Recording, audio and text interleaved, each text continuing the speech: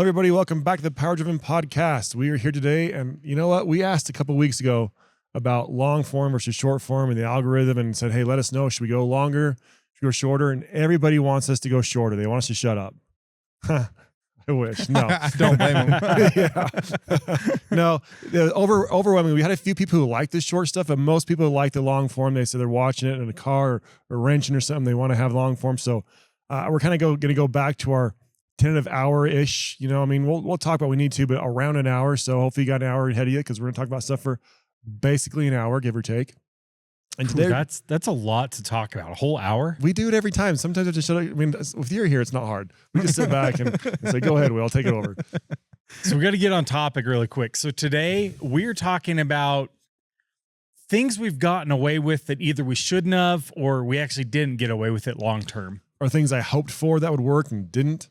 I mean, all kinds of things, like especially early on before you know a lot, like, and when the advice wasn't particularly very good, you just kind of had the forums back in the day, and some of the advice was good and some was not, and things that I tried and didn't work. And so hopefully we can save you guys some headaches in the future and do some funny stories about our past. I mean, a quick dumb example, just to give an example of what we're going to talk about. Everybody says that, yeah, you can add a bunch of power in your stock transmission or your stock clutch. It'll hold. But how long can you get away with it, you know? I'm going to flip it around. I have an even better one of what you can actually get away with. Oh, yeah? Even though you shouldn't. So on the Shorty, when I first got it, it was a 12 valve. And it was a bone stock 12 valve. And Josh originally bought it. He put 5x20 injectors because we were moving shops, couldn't find the 5x22s. And we put DVs into it. And that was it. It had a hot rod lift pump. And then we did a 362 or 364. And stock valve springs, push rods, all that stuff, stock head bolts. And he beat the piss out of it. I beat the crap out of it for probably about 6 months. And it would just refuse to die. Everyone, you go on the forums, everyone's like, dude, you have to, do not touch 3001 RPM with stock valve springs because you will blow the thing up. Like pistons and valves try to occupy the same space, blah, blah, blah. I beat the piss out of that thing and it never had an issue. And I was driving it to work. What kind of RPM are we talking you got to? So my tack only read to 4. So, but right below 4, because the oil pressure light would just stay on because the sensor was bad. Right below 4 is an oil can. And so I'd always just peg the oil can. Like, I don't know what that was. Probably like 4,400 or something. Oh. But on the way to work, we were pulling the engine out to put a common rail in it. And I was like, dude, this is like, feels like a sin. Like I'm pulling this freaking champion of a 12 valve out of this thing. Like I feel bad. And so I like just basically revved it, like first gear, revved it till it really didn't want to rev anymore. Grabbed second gear, revved it till it didn't want to rev anymore. Like, right. I don't know if it was 55,000, but it was probably close, like 4,800. Just like if I can blow it up, then I'd feel less bad pulling this awesome engine out of this thing. Absolutely not. It left a runner. And then I ended up trading some stuff to a buddy for it, and he ended up pulling it apart. And it had blown the head gasket, which stock head bolts, like surprise. You could see the snail trail of like rust and water from going out the head gasket, and definitely water signs in the piston and stuff. But I mean, there's some slight marks on the pistons from valves. Like they definitely had a decent like ongoing relationship, but like it was fine. So yes, if you do not care about your engine, you are trying to blow it up. You are trying to blow it up. It might work. So yeah, I mean, obviously, so basically, but he has stock cam in that, right? Yeah. So I mean, that's going to really help because you have all kinds of clearance with stock cam. Oh yeah. So lucky there. And the factory built some overhead or some contingency into pretty much every part of the engine. I did forget to mention it had 5Ks. Like injectors, yeah, for sure, for lift pump, 5Ks. But part of why you get away with things for a while is because they are over-engineered from the factory. And when we turn it up, I remember my first engine in the junker, I was just adding parts on there, and man, I got it up to like 700 horsepower on stocks. What's my time? 3 minutes? 3 minutes and 17 seconds. Junker's in 3 minutes. 17 I got seconds. like 700 horsepower before I finally really started having to do much to it. And I was like, man, these things are invincible. But it's a lightweight truck. It's two-wheel drive. It would, it wouldn't really hook up the power and use it that much. And there is some headway. A factory Cummins engine with a couple different components, they rate them up to 370 horsepower in a marine application. I'm still thinking about how high RPM you were able to turn that little engine's in factory springs. And I do wonder about one of the reasons, obviously, I think you got away with it is because you had a stock cam. Yeah. I think another reason you got away with it is you had stock push rods. Those things had been bending like crazy. Oh yeah, I mean, I went until it didn't want to rev. Like there was definitely another problem going on. Yeah, it was not making power. So I'm thinking like if the valve, if the push rod is flexing so much that's not able to get it to the piston, so you're not hitting. You still were hitting though. You could tell the exhaust like touched a smidge, I believe, like just a couple of different. If you had upgraded your push rods, you probably had a lot more interference because they're way more stiff. You think the cam profiles are very mild from the factory because they're trying to make the engine last a million miles, and so it's got very slow, smooth ramps, which helps. I mean, knowing what I know now, I'm not as surprised about it, but like. That was, I mean, how long ago? The conventional wisdom, like, you cannot do this. Yeah, 3,001 RPM, you're smoked. Like, might as well go engine shopping. You know? Like, that was, it's like so preached on the forum. And a lot of people, like, they don't want to put a 4K governor spring in because what if they accidentally shift at 3,100 RPM one time? You're going to be fine. Okay, dude. Like, stock cam, stock push rods, stock springs. You'll be, I mean, yeah, it's not ideal. You're not going to perform well, but you're not going to blow your motor up. I'm not going to say you're not going to, but you probably won't. Yeah, that's pretty crazy away with that. But yeah, like you're saying, there's so much overhead in these pieces already because the stocking goes through. I mean, same things, 370. But you're using up all of that overhead when you start modifying without doing stuff. Even a factory transmission. Everybody says a Dodge transmission is weak and won't hold anything. Short term, for like a shift spike or short duration, they'll hold a crap ton of power until they slip. Yeah, and then downhill. All that overhead's gone. Yeah, and that stock clutch on those 5-speeds. I remember my first truck was a 5-speed, and all I did was put in a number 10 fuel plate. I didn't bump the timing. I just put a fuel plate in, and gone. I was like, oh, geez, fifth. I mean, but in only fifth gear when you can reload it. So in fifth gear, you roll into it, all of a sudden it goes vroom, vroom. You just like what the heck? And so pretty quick I had to do a clutch, but first to fourth would hold, and then but fifth gear was just the load was too high, and so I mean I drove it that way for a while because I was out of funds. I couldn't just go buy a new clutch. So I kind of just, I didn't romp on in fifth. Just kind of was a little bit smarter. But so I got away for it for a while. But the clutch is definitely not long living.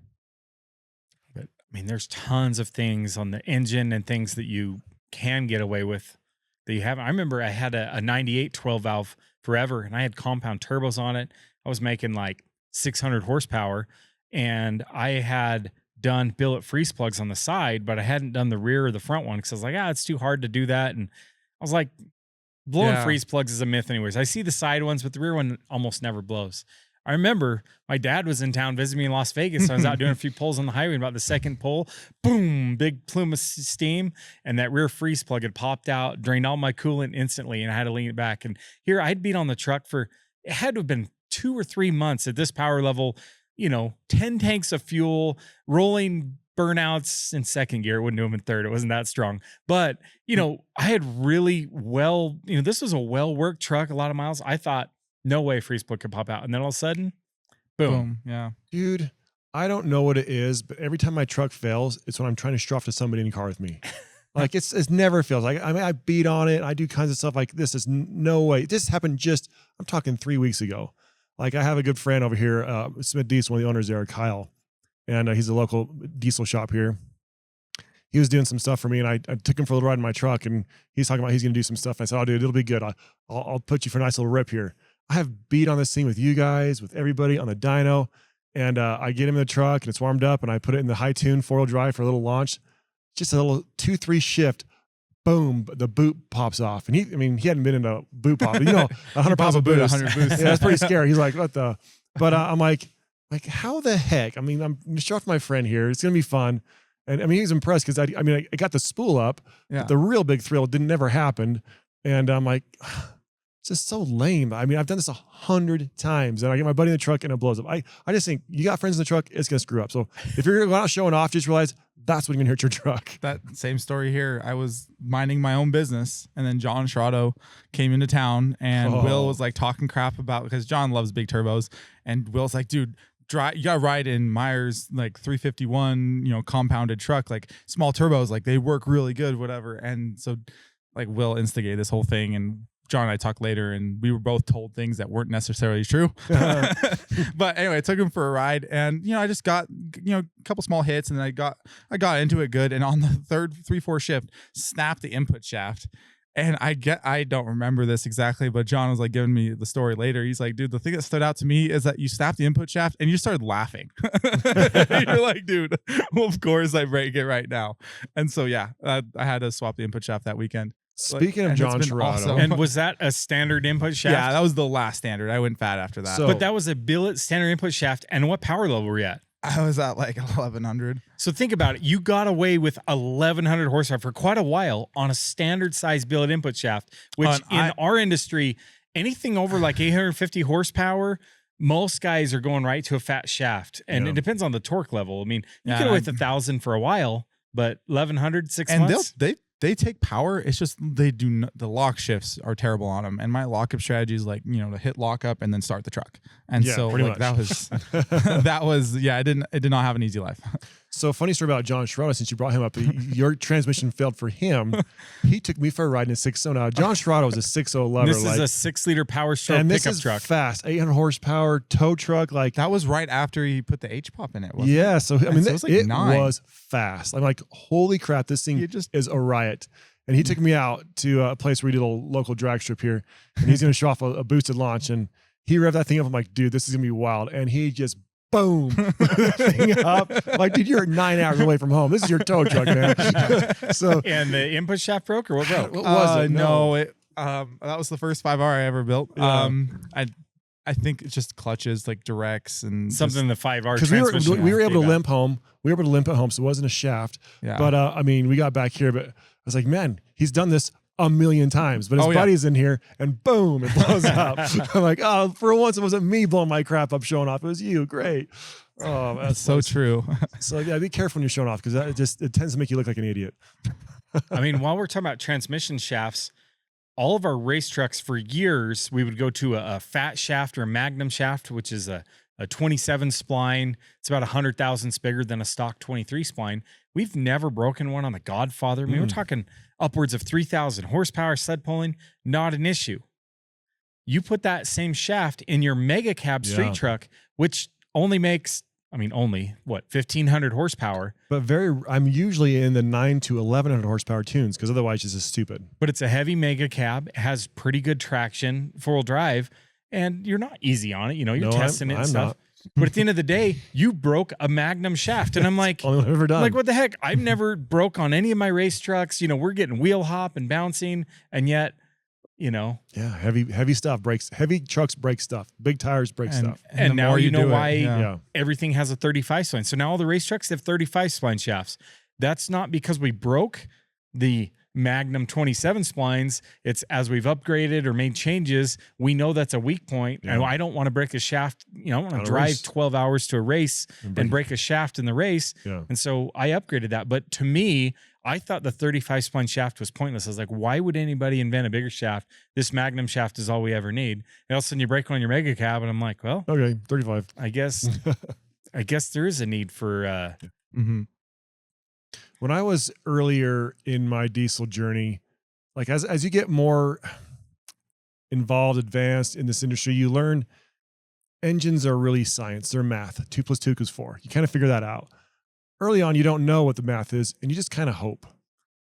Like, I hope this will work out. You don't have a good source for clearances. You don't have a good source for stuff. At least 15, 20 years ago, we didn't. Mm-hmm. And so I'd put stuff together, and I'm like, I really hope this works without a real knowledge.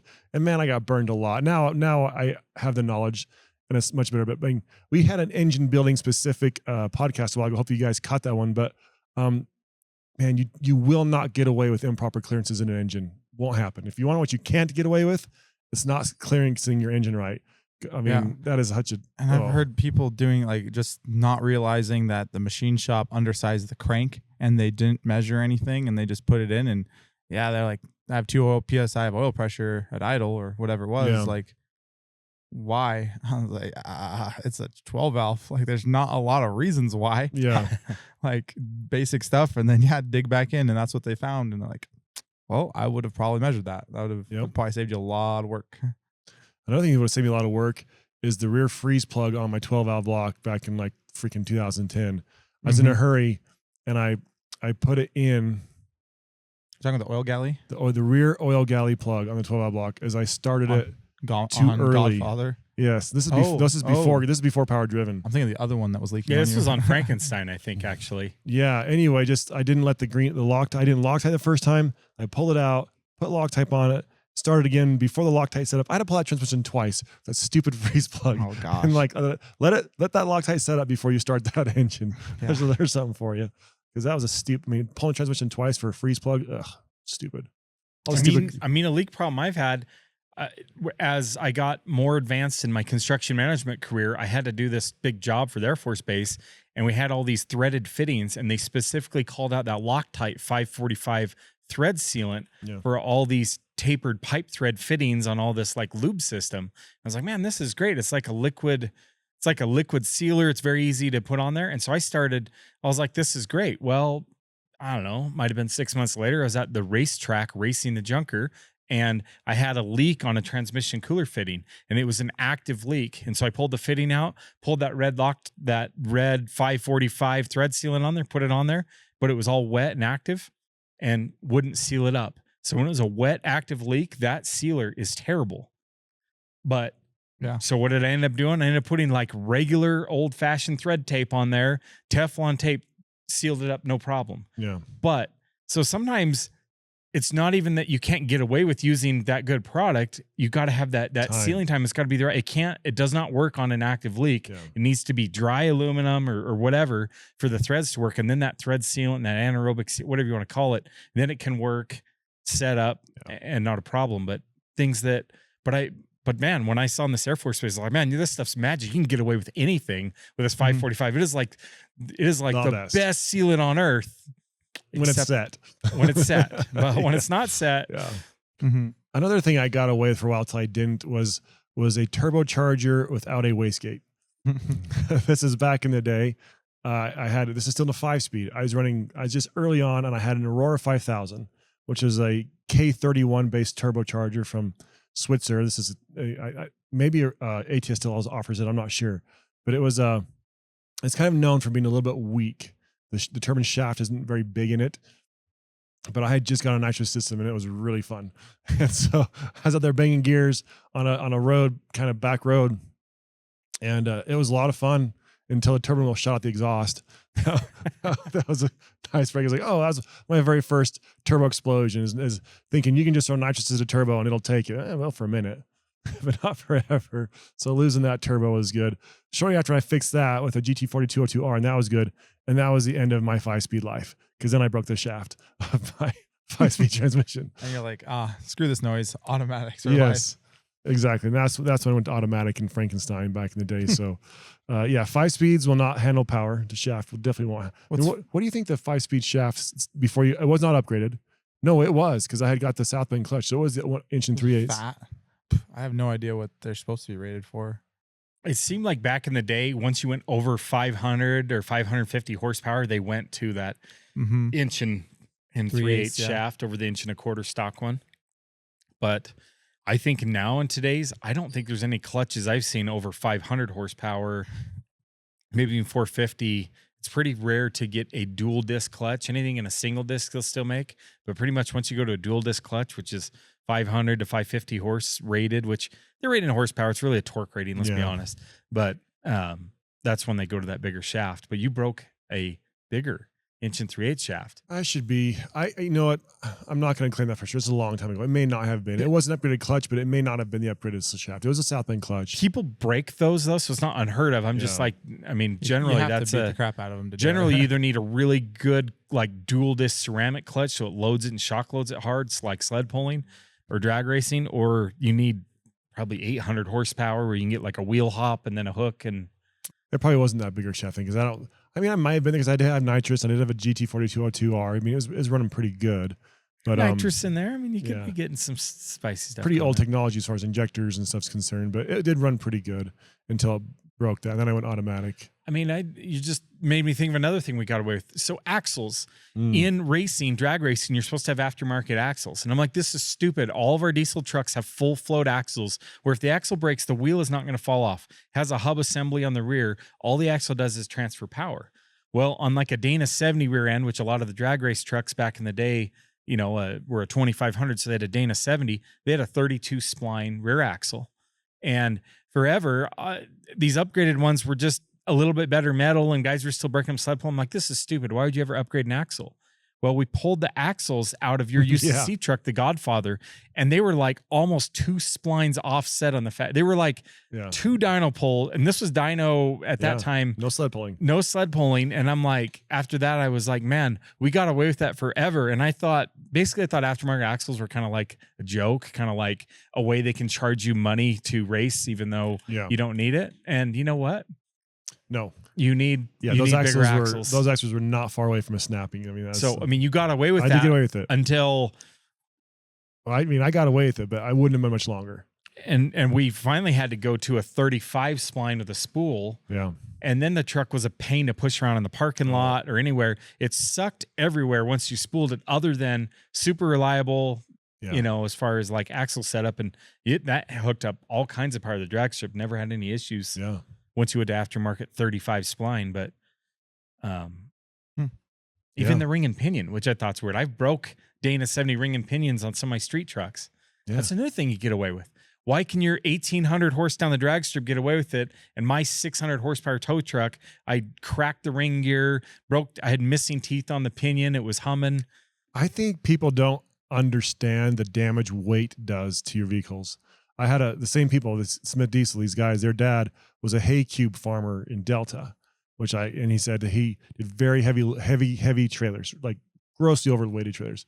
And that guy went through motor mounts like candy. He's breaking motor mounts. I've never broken an engine mount on my engine. Never. On his Cummins? Yeah, he kept breaking engine mounts because of the weight. So it's like, I'm like, I didn't even know that was a thing. Yeah. I mean, but he towed so heavy so often. His biggest problem was going through engine mounts. And that's before they had that DOT check station between here and there. I'm sure. This is back in the day, you know? And so it's like, so back to your tow truck. I mean, my truck, has high loads for very short periods of time. But you're not having that weight. I think weight, which is why everything in semi-trucks is so heavy duty. It's like, I mean, think about like a 400 horsepower, even like a big semi, they may make 1,200 foot-pounds of torque. We do that all the time. Mm-hmm. Like, it's not like it's an incredible amount of torque, but they are pulling 80,000 pounds. They're doing that. So it's constantly getting strained, and the shock load's got to be bigger, because all 1,200 foot-pounds could almost come to a stop. Yeah. If it snuffs out the truck, because the trailer brakes are stuck and they try to take off. Yeah, it's true. I mean, like, if you just took a bucket of water and poured it on this concrete right here, like the concrete wouldn't care. You sat there and just did a drip every couple seconds for 30 years. There's gonna be a hole in that concrete. Yeah, it doesn't matter. Like, it matters how much power you make, but it also matters just how many times they got hit. Yeah. Well, think about when we were towing the dyno back that long with your truck. That was very, very enlightening to us about heavy weight. I think it was like 26.2 or something. We went over scale, total truck, trailer, everything. But I had never really towed much more than my junker drag truck on a trailer. I mean, I might have had 10,000 pounds total trailer weight ever. And so plus the truck. So I might have been 17 was like heavy for me. Yeah. And all of a sudden we're at 10,000 more than that roughly. And I could not believe how little fuel. I thought my compound turbos were awesome. My 480, 351. And we had to keep turning down the power to keep that thing under control going up the hills, because we were crawling up the hills. I was like, okay, I have more respect for the semi trucks now. Like, while they're going slow. It's also funny. Like you said, that was a 351 480. I think back. I mean, that also makes you want to think back of how much technology has gone, because 26,000 pounds is not nothing, but we could do so much better now. Oh yeah. Yeah. It is amazing. Head cam, whatever, injectors, that'd be huge. The right DVs, whatever it is, we could do that way better. No question. I do think about that sometimes. Some things we did, if I had the knowledge then I had now, I'm in such a different I wouldn't have been impressed. Yes. All right. Yeah.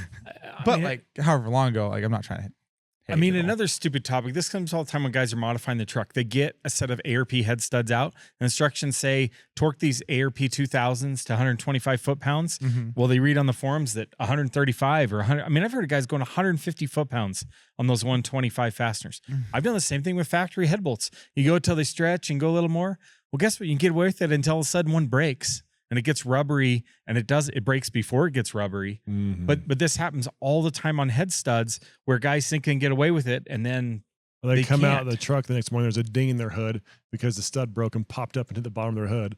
I mean, that happens But sometimes. it's so common for people to over torque things because they've gotten away with it. I've been guilty of that too. And now I do the torque specs and stuff. I don't push it, Yeah. you know. They engineer faster. So like I said, the more you're into this, the more you realize this is math. I mean, the engineer, the BSFC, the brake specific fuel consumption, power, like, you know, when you start, like a dyno is a fun day because like it's like a mystery. Yeah. Like, oh, I'm gonna go dyno and see what it does, and I'll be excited because I have no clue what it's gonna do. Like, oh, I did 1,000 horsepower, sweet man. Or you have like a group of guys will go do 1,000 horsepower, come back and they'll say, oh, that was on tune 3. There's more in it. I mean, how many times have you guys heard the term "there's more in it"?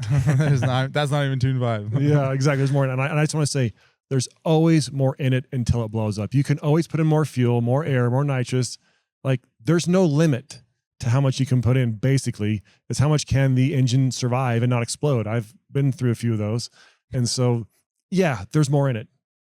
There's always more in it for sure. There's also like sometimes you think you understand what's going on and you don't. Dude. For perfect example, back before we went to UCC the first time, your Godfather truck, it was making 1,800 horsepower on a factory block with Molly Motorsports cast pistons. So cast pistons, 1,800 horsepower. Mm-hmm.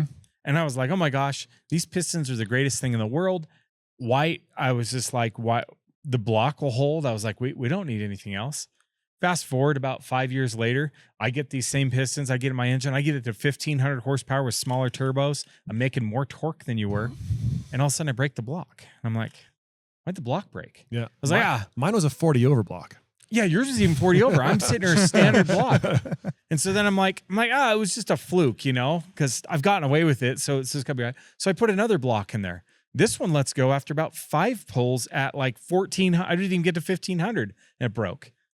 And then the third one lasted 1,400. And pretty soon I realized you just had one, your setup was different. You had way bigger turbo, so it wasn't making as much torque. Right.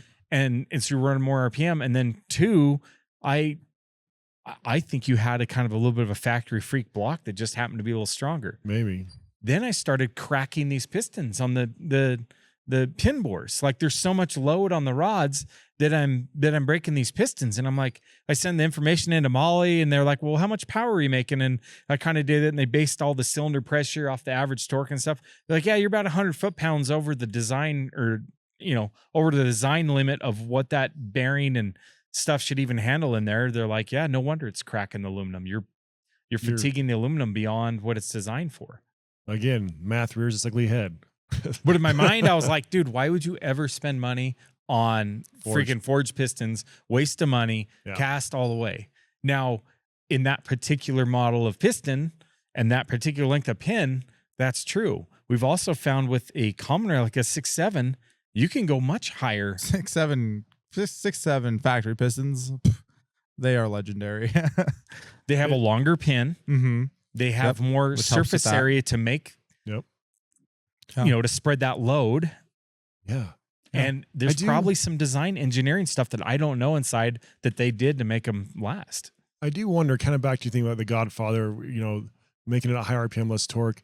I know when we we're engineering the sled pulse setup for UCC, like one of the big things is like, if you can have enough drive shaft speed, you can get away with a lot of stuff. So we gear our things so our drive shaft itself was spinning fast because then the pinion will live. Like even if it's getting more the same torque, if it just the RPM was a big deal. Like if something's moving slowly, it's under load even if it's the same load, it's more time under load. So that each tooth of that pinion is under, you know, so I remember you like saying, we got to get a lot of drive shaft speed to make this thing live. And so we geared it and all that stuff and you made it work great. But I wonder if the same things like pistons, like even if we're at a similar torque level, but I'm at 2,000 RPM more than you, every time that thing fires, it's under that pressure for a lot longer than on mine. It may be less spiky than it is broad. And so the peak, not even looking at per event, but like looking at the event and dissecting it, lower RPM, it could just focus more like bam versus long when the piston's accelerating down really fast. It's hard for the burn explosion to chase the piston. It's not hitting it as hard, even at the same torque level. Yeah, that's very true. I'm just wondering, the RPM kills things, but also keeps things alive. Like too much RPM, you have engine hard part problems. Too low RPM, you have engine pressure problems. So that's like the it's a battle. Yeah. I've seen a lot of these burnout trucks with mostly stock engines because they're going to abuse it, and they don't last very long. Like something that a guy beats on every day that ends in Y, so to speak, 3,500, 4,000 short, and then it gets shut off and cooled off, and then they go do a burnout, and they're at 4,000 for 30 seconds, and all the valve springs overheat and break, and piston scuff and all that, and it's like, there is like a duration under power thing too. It's like there's a uncontrollable heat buildup when you're really modifying these trucks. And so you can get away with a lot of power, same thing with EGT, anything for short duration, because there's some heat sink effect in the pistons, and you kind of have like a little bit of time. But you go build land speed racing stuff and you're trying to keep it wide open for 2 minutes.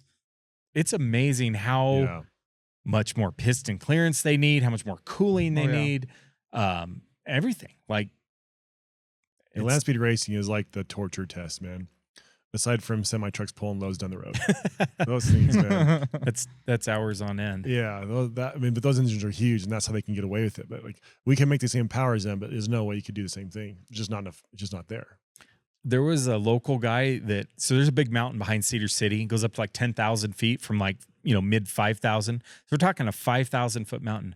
This local guy, he used to use his second gen Dodge to tow a backhoe up and down the hill, and he had a 5-speed. And the only way he could slow it down enough was he put it in low range when he would come down the hill to get more engine braking. And so he's coming down the mountain in low range 4-wheel drive with a backhoe. And this is a paved road, mind you, like a highway. It's not like, but it's about 12% grade in places. And he would just sit there and scream his engine all the time and got away with it for years. One year we're coming back from King of the Street or UCC, and Josh McCormick is towing a big thing on his common rail. What was it, a 2012 or whatever? 2011. Yep. 2011, 6.7 Cummins truck. He's coming over the mountain in Colorado, doesn't have an exhaust brake, so he puts it in third gear. What's it get up to? Maybe 4,000 RPM for a sec? It was like 3,000. It was like right at red line or wherever, 3,000, 3,100. 3,500 maybe, whatever. No, 3,100. Like we were all watching attack. And he windows the block. The rod bolt fails and comes apart on his engine. Yep. And so here this guy forever's gotten away with it. So I imagine if I talked to that customer at that 12 valve, he'd be like, dude, rod bolts, why are you wasting my money? I'm not going to pull the pan off and do rod bolts. You talk to Josh McCormick and he's like, rod bolts are the very first thing you're going to do if you go over 3,000. Because I've had one factory one fail. Like free revving engines like that. That's why I hate doing it. Because when you're making power, you've got boost, you got the explosion pushing that piston down, helping those rod bolts, like trying to push the piston down. When you're free revving it, or you just did a long pull and now it's just sitting there coasting down, those rod bolts are the only thing making your piston accelerate downwards, and it's hard on them. Now, didn't you have an experience? I did have an experience like that. Yeah. Well, so I've been to 65. That's funny too. Is like at the time I didn't think too much of it, but like I've been to 6,500 multiple times. But I blew up the engine. And you're talking RPM, right? Engine on RPM. a diesel. Yeah. Okay. 6.7. No, so 5.9. I've done 6.7 many times. 5.9, I don't think I've ever hit 6,500 except for the once where I meant to hit whatever. I meant to turn lockup off, but I also turned overdrive off out of habit.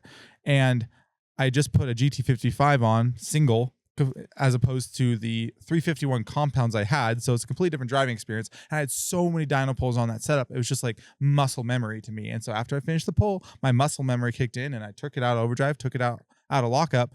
And I realized what happened. I tried to like fumble the switches and get it back up, but I was too late and it had upshifted, or it had downshifted already. And it had downshifted at like 5,000 or something RPM. And so, yeah, it downshifted from third to fourth, or from fourth to third. And that took RPM approximately 6,500 in that range. And I just pulled the bottom off 2 pistons. Like that engine was an absolute trooper. It made 1,200 or whatever for years. I had beat the ever loving out of that thing. I had done like, that was the truck that I had done basically everything I could think of. Like I was told that I couldn't do reverse burnouts. So I modified the trans in a way I could do reverse burnouts on it. I was like super happy about that. And then you're not supposed to do lock shifts, and I would just do lock shifts everywhere. I even like wanted to see, like, would the truck take a 1-4 lock shift under power? And so I would lock it up in first, rev it out to about $5,000 or whatever, and then just get it in like overdrive lockup on already and pop it into the third as fast as possible. And it would go from like, I forget what it was, like call it 4,500 RPM down to about 1,500, but those small like towing compounds would pull through and it would do it. I'm like, dude, this thing's indestructible. And then I let other people borrow it and they blow boots. And I'm like, I've never blown a boot. I would literally just toss the keys at anyone and say like, if you break it, let me know how. Like, it's impossible. Yeah. Impossible. Nope. 2 different people blew boots on that thing and I'd never done it. Weird. So speaking of blowing boots, I remember something that I got away with forever that I couldn't believe. So factory intercooler. This is back 95 junker drag truck. I was pushing 95 pounds of boost into the factory intercooler. Jeez. So many Chrysler. And I had blown up boots before, and so I was duct taping them and wiring them factory boots and all kinds of stuff to try to get this thing. And I was strapping because it was blowing boots off, and so I had all kinds of stuff on there. But I got away with that forever. I take my tow truck and I put, 75 pounds of boost in it, and the intercooler core starts separating. And many people I've seen, they constant 65, 70 pounds of boost, factory intercooler fails. And yet I had one that went to 95. So I could have been that customer that's just like, why are you trying to upsell me an intercooler, bud? Like factory one's good to 95. I did it once. Well, just because you did it once doesn't mean every other intercooler is even remotely close. You just had a factory freak sometimes. And I've learned factory intercoolers do not go to 95 pounds. I was very lucky and got with it for a long time. Yeah. Once I got the junker up to where it's making a little over 100 pounds of boost, factory cooler failed like almost right away.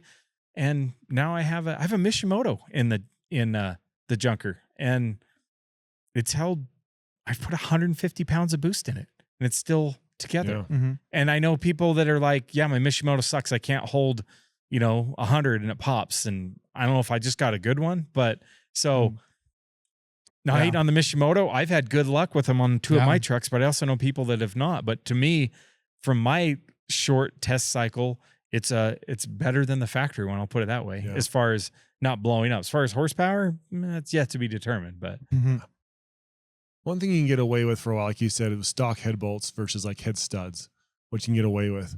And I was not lucky when I got my very first truck. Like I said, I put the number 10 fuel plate in it. And I think at this point I may have done a clutch. And I still had a stock H35, stock injectors, no pump work. I'm talking very, very minimal upgrades. And I didn't retorque the head bolts. I never did a retorque, no nothing. But I did bump the timing. 17. Is this the original head gasket? Original lots of head mileage gasket, on it? lots of mileage.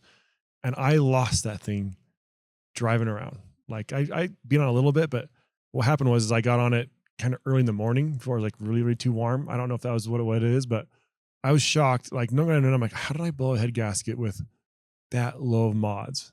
It's like, if I had just done a simple head bolt retorque, it would have been fine. I know now if I just would have hit them, but you just don't know this kind of stuff. Like, so if you guys get a truck it was new to me, right? Fresh to me. If you get trucks new to you, you may want to just touch those head bolts real quick because make sure they're good. Because if they've never been touched, you have a lot of capacity there if those head bolts are snug down. And we have made 300 or 400 more horsepower now with stock head bolts than I did with that one when it blew.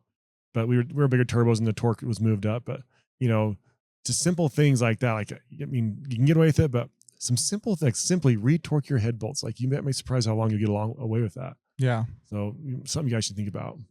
Yeah, for sure. I remember another thing I did not get away with was, again, back to the shorty. I just put the common rail in it, and I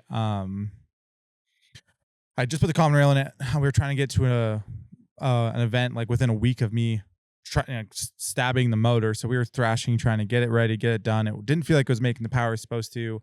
And after doing some testing, some tuning, whatever, we were like, okay, like one of the injection pumps must be bad. And so I had a brand new 12 mil in the cover. I was like, okay, my factory pump I bought from Josh off some core engine. It was a 6.7 or 5.9 pump, whatever it was, a 6.7 pump. And I was like, okay, so I swapped that one out, and that took care of the problem. Like, all of a sudden I made so much more power. I mean, I had, on that original setup, I had like maybe 20 miles. And so I swapped out that pump, and it was great, and it made the power, and I was super happy. And then fast forward like 2 months, and my injectors started having issues. And so I kind of expected it was going to be some faulty injector or something. I sent them to Dynamite, and they're like, hey, yeah, you got some foreign debris in this thing. And I'm like, how do I have foreign debris?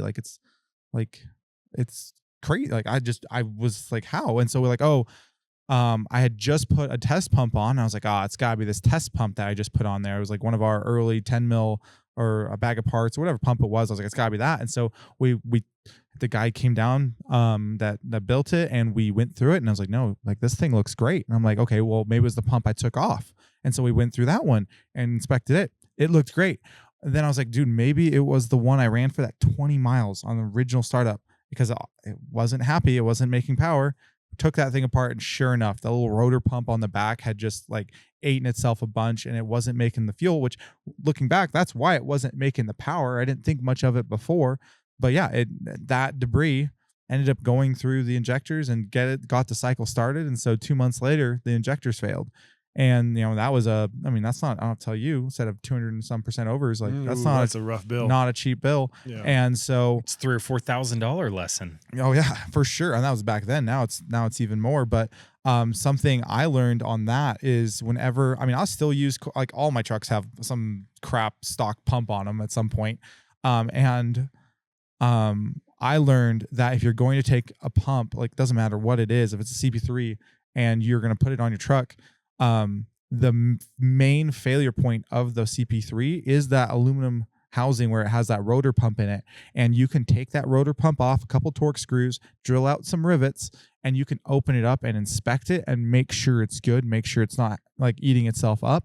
And you have to drill those rivets, but you don't have, those are just to help assembly. Like, you can just line everything up, tighten up those screws again, and you can run it. So if you look at any of the stock, like my tow truck has a stock pump on a pulley, my Shorty has a stock pump on the pulley, all those rivets are missing because I opened up every pump before I, slap it on my motor now, because that $50 pump, which thanks Josh, he gave me my money back for it. but he's like, dude, I feel bad. Like, do I owe you for, I was like, no, I would have bought a $50 pump from anyone. Like, it's my dumb for doing that. But it's a lesson learned, and definitely something I would do again. But some people get away with taking a junkyard CP3 or core one and put it on there, and it works fine. Oh, absolutely. And like every other pump, I've used, I don't know, half dozen, either helping other people or whatever, and I take them apart, double check it.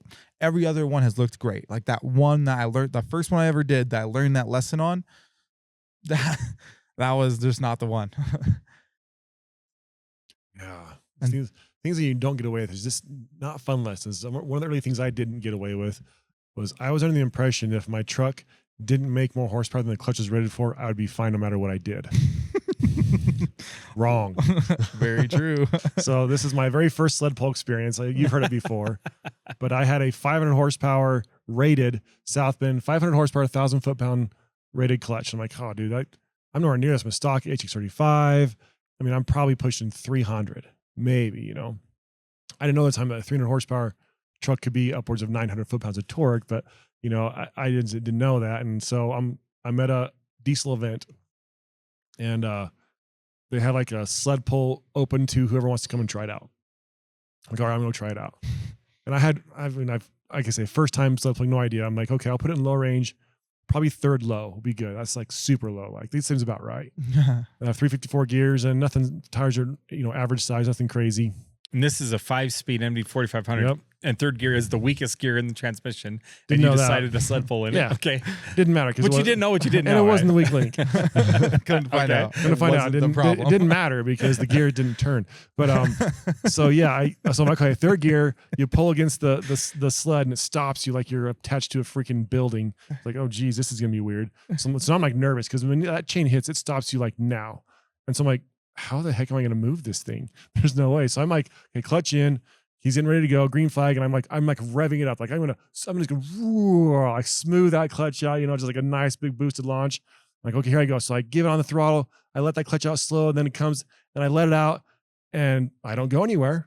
My tires don't move. Engine's still going. So I push my clutch back in. I'm like, what just happened?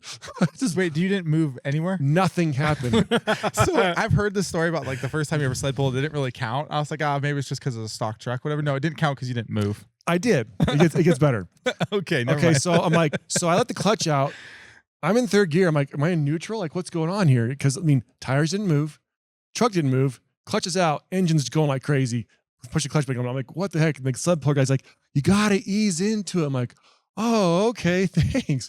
So next I'm like, okay, same thing, no change. Now I'm like a little bit feathering. Okay, we get things moving, and we get to moving, and I'm like, this is so weird. I'm going 1 mile an hour, 1, maybe 2. I'm going so slow in third gear. I'm like, this is just weird, man. And the engine's still going though? And we're moving. Literally, you could, like the strongman competitions, they're pulling the buses as fast as I'm pulling. I'm going so slow. I'm like, this is not fun. Why do you guys like this? Why do people do this? Yeah, why do people do this? Well, yeah, you kind of learn. The clutch was pretty warm from that previous thing. It never engaged fully. I'm slipping it the whole time down the track. So I'm just in there burning this clutch up the whole time. And the guys just watched me and I'm like, hey, how's it going, man? I'm just driving the truck right down the track. It's so slow. Smoke's billowing from the bell housing, and guys are like, look at this. Look at this moron over here, this brand new South Bend clutch, And so obviously they're not rated for that. And so anyway, I mean, I had put this in like a week before this clutch. This clutch like a week old. Yeah. It's toasted. I barely made it home. So I could kind of drive it home with that clutch, and I had to replace. But it was like, yeah. So I learned. What did your wife say when you got home? Oh, she was there. She watched. She thinks I was an idiot, but pretty typical. So she got to see it in live. Yeah, she's like, huh, that's interesting. Like, so I'm like trying to let. I'm driving that? Back. And like, she's like, what's going on? I'm like, no, the truck's fine. Truck's fine. So she's like, we just put a big $1,000 clutch in this truck. I'm like, yeah, it's fine. Things are good. And so I barely make it home. I have to get another clutch. And but yeah, so in my mind, I'm so confused. Like, this clutch is rated for 1,000 foot-pounds and 500 horsepower. I'm nowhere near that. No, I mean, weight kills things, and a sled is definitely heavy. It probably would have been okay if you'd have tried first gear in low range. Yes, I'm sure. But you probably would have went about the same speed. I bet I would have gone faster, 5 miles an hour. Yeah, I would have gone faster.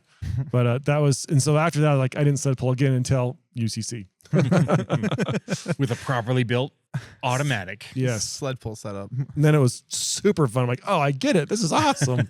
This is so cool. But until then, I'm like, this is the stupidest thing ever. So yeah, just because something's rated for that much, there's definitely, stipulations on what it can actually do. And I did a very similar thing. I had a stock HX35. I'd built like a QSV into it, like a quick spool valve. And so I could make, so funny. I could make like, I think it was like at 1200 RPM, I could make like 10 pounds of boost pretty easily, like smoke free. Like it was a torquey truck. And I had convinced myself that I don't need the big dog clutch. It's a work truck. It's just my, hauling, whatever, fun toy. Like 350 horsepower would be awesome if I could hit that. So I got the Brass Woman Organic, whatever, clutch. And I saw like, 350. I'm nowhere close to that. Like, 700 foot-pounds. Like somehow I'd like done a bunch of math. And I was like, yeah, I'll be fine. Like that's fine, whatever. And well, then I put it in and I was like, I think I pulled my plate or something and I could immediately slip it. I was like, oh, okay. So I'll just so I tuned it to like right before it would slip. Mm-hmm. Well, when you tune it to right before it slips, it's kind of slipping. It didn't last very long.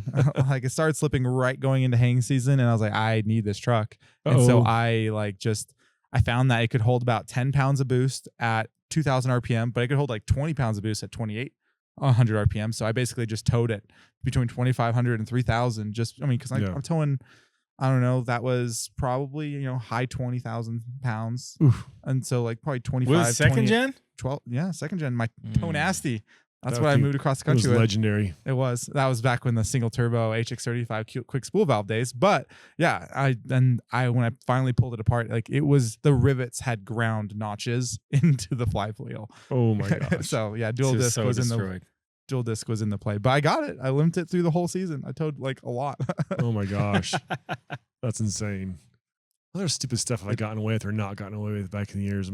Like say engine clearances, I lost a lot of money not clearancing things properly because I didn't know. Another one, like again, I learned a lot on the shorty. If you can't figure this out, but on the shorty, like that legendary engine that to me it was like the engine that people dreamed of building because it was so like over the course of 3 years, I don't know, about 30,000 miles. It was my daily. It was the only vehicle. Like if it broke, I had to fix it because that's what I was driving. I road tripped it to Nevada and Cali and all these places. Like it was my vehicle, and I beat the piss. Like I made over 1,000 horse multiple times on the way to work and the way home from work every single day. Like I was a teenager having 1,000 horse truck. I beat the piss out of it, and the only issues I ever had was I snapped a couple input shafts and the AC bracket came loose, and so it started to leak out the coolant suction line because there's an O-ring there. So the bracket was had a 1/4 inch gap at the bottom and it just barely started to drip. And then a couple boots I had blown off. Like, didn't even pop them, just blew them off. That was the only failures of the whole engine. Like it was awesome.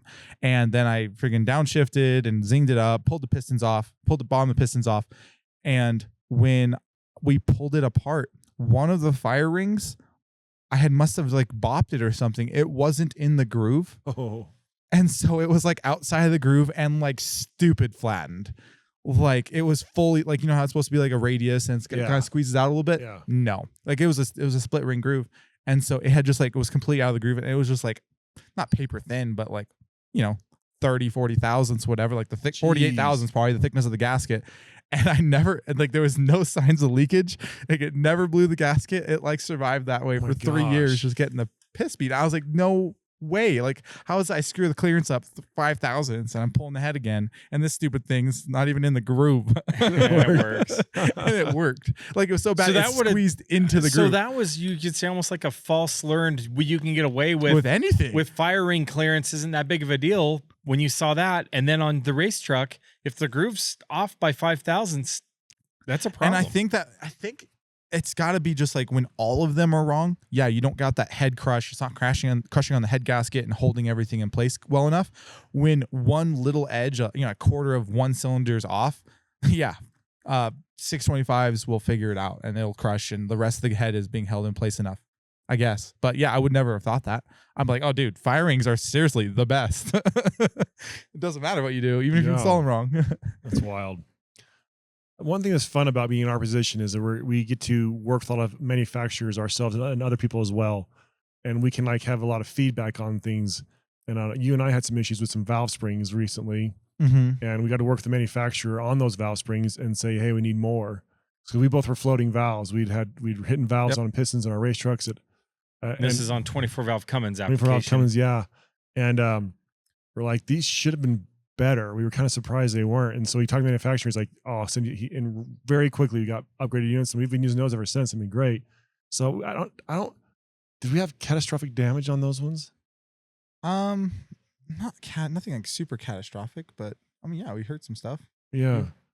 I'm trying to think, is that the one I lost that's the one I lost the lifters on, huh? Yeah. The lifter came. Yeah, you blew up the lifter. That's when I was crawling under the motor and pulling the pan out. So that did suck. So that was just like sometimes just crap happens. Like that's the unfortunate thing is like we thought we were good, the manufacturer thought we were good, and since then we've got a much better spring dyno. So now we wouldn't make that same mistake. Yeah, and you live and learn, and that's like saying like that's something awesome about our position is that when we break something, it's not a matter of just like, oh, we'll just put a different part in, or it was a fluke, we'll put the same part in. Like we want to understand why it broke. Yeah, and we're in a position where like if we're breaking it, other people are breaking it. We want to solve this problem or figure out what's going on to help like ultimately everyone. Mm-hmm. Sometimes on aftermarket parts where it breaks is a little bit application specific too. A perfect example, I don't know if you guys know, but like finding a 6.7 Cummins crank is kind of hard right now. Cummins quit producing 6.7 cranks. So for a while there were these Power Stroke Products 6.7 cranks, and what they did is they took a 5.9 crank and stroked them out so they don't have the proper counterweight diameter and things of a 6.7 crank. Well, a couple years ago, we're going to UCC. We got to build a backup engine. Cummins was still selling cranks back then, but they were like $2,600 or $2,800. So we bought one of these at that time. A Power Stroke Products crank was like $1,200, maybe $1,400. I don't remember. But so we bought that, put it in there, and it was in the backup engine. Well, that backup engine ended up, going bye-bye and blew up, but the crank survived, and it had survived over 2,000 horsepower. Mm-hmm. So I thought, man, these cranks are great. Why would you spend money on a Cummins crank at the time when this Power Stroke Products crank's fine? Fast forward a few years, and you have a Power Stroke Products crank you did in your truck, your 6.7 street truck. It's making, 12, 13, maybe 1,500 horsepower at times on the street.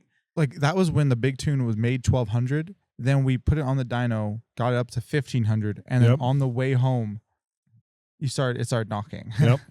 Very quickly thereafter. And we take it apart, and the crank broke. And I'm like, I've never seen a broken crank. Never broke a crank. And I'm like, why? I'm like, but you can get away with it on this aftermarket crank from this manufacturer. Yeah. Well, we come to find out, one, your cycle under power is a big deal. Yep. And two, when you have a 6.7 engine with 5.9 counterweights and stuff, you don't have as much counterweight as the factory designed in there. And so there's a lot more than just simple up and down. There's twisting. There's all kinds of moments. The counterweights aren't just balancing the rotation side of it. They have a lot more jobs and preventing just deflection in the crank. It's crazy. Like, yeah, we've learned a lot about cranks the last little bit. And we just had some training from, one of the top engine balancing equipment manufacturers in the world. I mean, he's in NASCAR. He's in Top Fuel. Done he's in lots Pro of Stock. consulting This guy's work. smart. And we showed him the failure, and he's just like, yeah, that's the weak point. You need more counterweight. He's like, he looked at it, he's like, it needs more counterweight. He's like, I don't think that failure was just because you made too much power for the crank, Yeah. And so you can get away with it forever. I have a Power Stroke Products crank in one of my, 12-valve race trucks, because that was the cheapest way to do a 6.1 stroker. Yep. And I'm just sitting here going, I am running 5.9 pistons in that, so I've kind of gotten away with that. In fact, I'm running smaller than stock pistons. But you still have the length of throw. You still have that long 4.8 inch stroke. And And so that matters. And so sometimes there's learned, you can get away with it. That's not really, it's just that in the race truck where we got away with it, what did it really have? 10 dyno poles at that power level? It didn't really Not hours get and away hours with of it. towing and driving and millions of cycles. And so cycles make a difference. Kind of like the guy that gets away with stock head bolts on his common rail. He's like, I got this hot tune in here, no problem. Well, that gasket might be lifting a little and then resettling. You're getting away with it. But eventually doing it right doesn't guarantee success, but it tremendously increases the chance of long-term success if it's working. Mm-hmm. And same with the shafts and the transmission, the triple disc torque converter, the billet flex plate. There's guys that be like, why do you sell these billet flex plates? Man, my stock one's fine at 600. And I'm like, generally at 500, we see them break. And I bet you at 400 horse on a heavy tow truck, I'll bet you'd rip the center out of the flex plate after a little while. This reminds me of that guy from California that came up here years ago. He's a fun guy, engineer. 3 engineering degrees. This man smart dude. I mean, he was a fun guy, and he showed up one day and he's like, "Hey, I know more about turbos than any 2 people you'll ever meet." I'm like, "Really?" And so I said, "Well, come show me your turbo system." And I walk out there and I see this huge, obvious flaw. I point it out. I walk inside. Will walks out there. He's like, "Dude, what are you doing?" We can see this huge, obvious flaw.